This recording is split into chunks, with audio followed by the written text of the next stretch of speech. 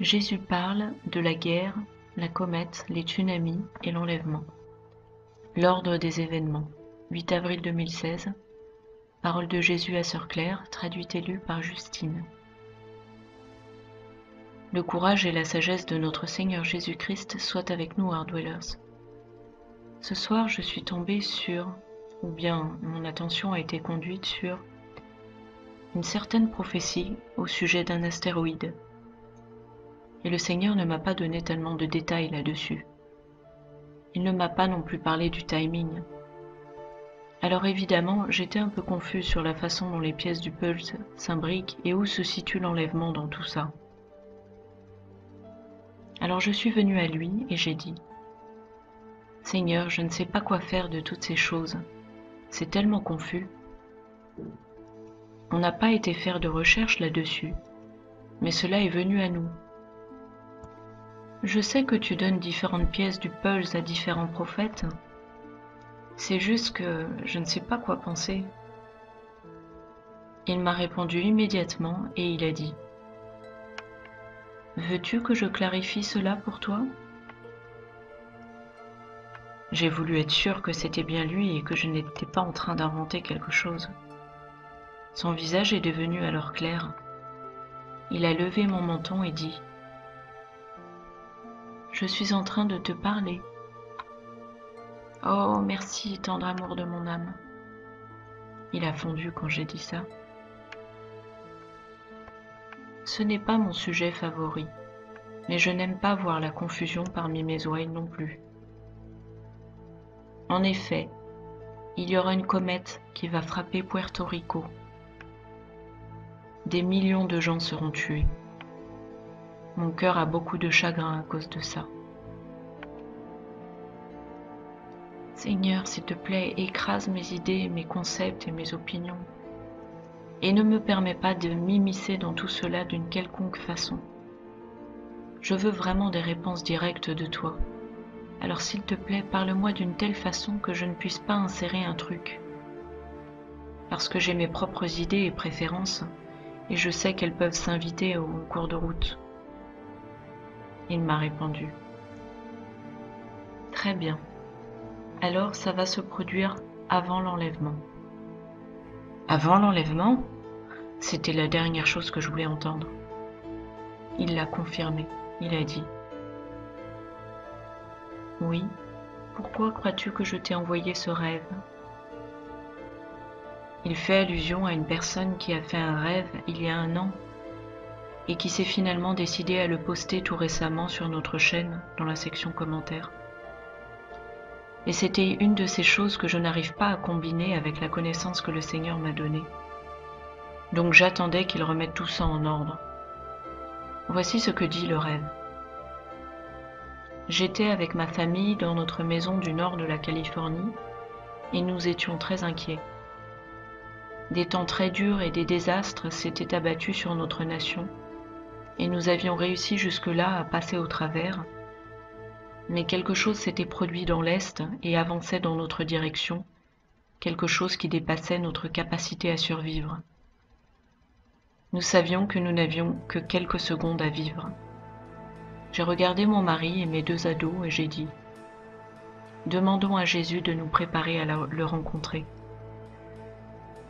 Nous avons tous incliné nos têtes et alors que nous commencions à prier, « Jésus, s'il te plaît, rends-nous prêts pour te rencontrer. » Il y a eu une forte explosion d'énergie à l'intérieur de nous et nous nous sommes mis instantanément à rayonner.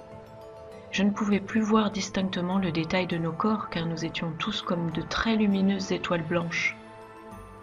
Essayez de regarder le soleil, nous étions aussi lumineux. Je savais que c'était le pouvoir du Saint-Esprit à l'intérieur de nous. C'était la puissance de la résurrection de Christ explosant en nous et nous transformant complètement. Comme si nous étions branchés avec le voltage d'une étoile et Dieu a allumé l'interrupteur. Juste après, il y a eu un boom très bruyant, comme un coup de tonnerre, et j'ai vu la traînée bleue d'un éclair traverser l'exact centre de nous tous, et instantanément nous avons été tirés hors de notre maison, comme des roquettes allant à la vitesse de la lumière. Nous étions lumière et nous voyagions à la vitesse de la lumière. Je ne pouvais pas ouvrir mes yeux, mais je savais que quand je le pourrais, je me retrouverais au paradis, littéralement en un clin d'œil. Je criais « Gloire à toi, Jésus !» Je ne pouvais pas m'arrêter de le louer. Je me suis réveillée avec une joie, une paix et une excitation immenses. C'était la fin du rêve. Alors j'ai dit au Seigneur, « C'était pour que je puisse en prendre connaissance ? Alors c'est toi qui as envoyé le rêve ? » En effet, pour te répondre avec. Tu vois, les bombes vont déplacer la Terre hors de son axe. Elle va tituber comme un ivrogne. Homme fou, pensiez-vous que vos enfants allaient survivre à cela ? La Terre sera très différente après la venue de la comète. Mais tu ne seras pas là pour en faire l'expérience. Comme dans le rêve de la dame, tu seras transformé et enlevé de la terre. Comme Ézéchiel l'a rêvé, je vais fondre sur vous avant cette atrocité, exactement comme dans son rêve. Et voici le rêve d'Ézéchiel. 6 décembre 2015, nous étions sur une autoroute dans une décapotable et nous roulions vers l'ouest. Tout à coup, des vents forts ont commencé à souffler derrière nous de l'est. Je me retournai pour voir ce que c'était, et il y avait des nuages sombres roulant et tourbillonnant dans le ciel. Au début, c'était juste gris et couvert, puis les nuages se sont assombris jusqu'à devenir noirs, et un grondement puissant a saturé l'air. Il était si fort et sinistre, comme s'il avait une vie propre. On a entendu des cris. Cette monstruosité balayait tout sur son passage. Le ciel au-dessus de nous et devant nous était clair et ensoleillé comme une journée typique du sud-ouest. Alors que les nuages continuaient de tourner, ils ont commencé à prendre une forme étrange et dessiner très nettement un crâne. Les nuages qui formaient ce crâne se déplaçaient à grande vitesse, presque comme s'ils allaient nous dépasser. On pouvait entendre des gens crier derrière nous tandis que cette chose les plongeait dans l'obscurité. On a alors accéléré et on s'est mis à rouler très vite pour essayer d'y échapper, tout comme d'autres voitures. Soudainement, venant du nord-est, on pouvait voir un gros cheval blanc galopant dans l'air. Il est devenu très net et il y avait un char derrière lui et beaucoup d'autres chevaux et cavaliers. Alors qu'il se rapprochait, on distinguait que Jésus était dans le char, tout vêtu de blanc et portant une couronne sur la tête. Il a dépassé les nuages et le crâne et est venu juste derrière nous. Il agitait ses bras un peu comme un pasteur en train de rassembler son troupeau et il nous a ajoutés au groupe et il a poursuivi sa route. Nous entendions toujours les horribles cris et les pies grièches derrière l'armée du Seigneur et l'obscurité s'emparait d'eux. Le Seigneur et son armée ont formé une barrière entre nous et la dévastation et nous prenions de l'avance sur elle, avançant à très grande allure. J'avais la sensation que nous étions soit dans l'air ou sur le point d'être enlevés dans l'air. C'est là que le rêve s'achève.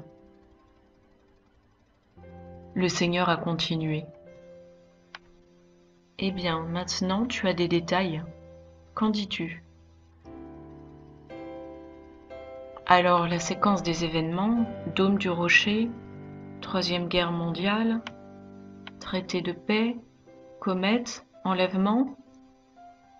Il a répondu. Pas de traité de paix avant l'enlèvement. Il n'y aura pas de temps pour un traité de paix. Cela se produit ultérieurement, après l'enlèvement. La guerre va placer la Terre dans la ligne d'impact de la comète. Miami, la comète, tout le même jour. Tu ne seras pas là pour subir l'obscurité et le vent. La Terre sera réordonnée physiquement, électromagnétiquement, le climat et ses particularités, caractéristiques. Ce sera l'action de l'homme, Claire. Je n'ai jamais voulu que cette comète frappe la Terre. Cela va se produire parce que des hommes ignorants ont écouté des démons et ont laissé l'arrogance et l'avidité envahir leur conscience, et ils ont pensé que s'ils détruisaient 2/3 de l'humanité, la Terre serait un meilleur endroit pour vivre. Et cela via une guerre nucléaire. Ils ignoraient que remplir l'enfer provoquerait l'expansion de la Terre et que leur ville souterraine deviendrait leur tombe souterraine. Et là, je lui ai dit, « Ok, alors tu dis d'abord la destruction du dôme du rocher à Jérusalem, laquelle précipite la Troisième Guerre mondiale. Ensuite vient l'attaque nucléaire de Miami par la Russie et la Corée du Nord qui envahit le golfe du Mexique. Et ce même jour, la comète frappe la Terre et nous sommes enlevés ?» Il a continué. « La comète écorchera la Terre et continuera sa course. » Continuera sa course ? C'est bien ça. Elle infligera une entaille et elle continuera sa course retournant dans l'espace. Elle ne va pas s'arrêter ici. Elle fait 2 miles de diamètre, c'est-à-dire 3,2 km. C'est très large. Tu dois comprendre qu'il y a des débris et des gaz qui l'accompagnent, et ça va faire l'essentiel des dégâts. Elle survivra après avoir passé la Terre. Je ne cherche pas à faire peur, mon amour, mais c'est un fait, et c'est la conséquence de l'homme trafiquant avec la Terre. Et oui, CERN aura aussi un rapport avec ça. L'ennemi exulte à l'idée de cet événement, sachant que l'enfer va être rempli très rapidement. Cela va contribuer au déplacement des plaques continentales, au mouvement de gigantesques portions de terre. Cela va induire des séismes et des tsunamis dévastateurs. Seigneur, comment se préparer pour de tels événements ? Placez toute votre confiance en moi. Confessez vos péchés, pardonnez à vos ennemis et restez repentants. Faites des œuvres de compassion partout autour de vous. N'attendez pas pour aller secourir votre voisin, peu importe qui il est. Et par-dessus tout, priez pour ma miséricorde. Il a continué. Tu avais raison quand tu as associé le jugement dernier avec les œuvres qui, soit condamnent, soit équilibrent le poids d'une existence humaine sur la terre. Oui, le livre de la vie sera ouvert, les livres de comptes seront apportés, et bien que j'ai payé en totalité pour vos âmes, vos mérites pendant votre vie seront aussi pesés et comparés à vos péchés.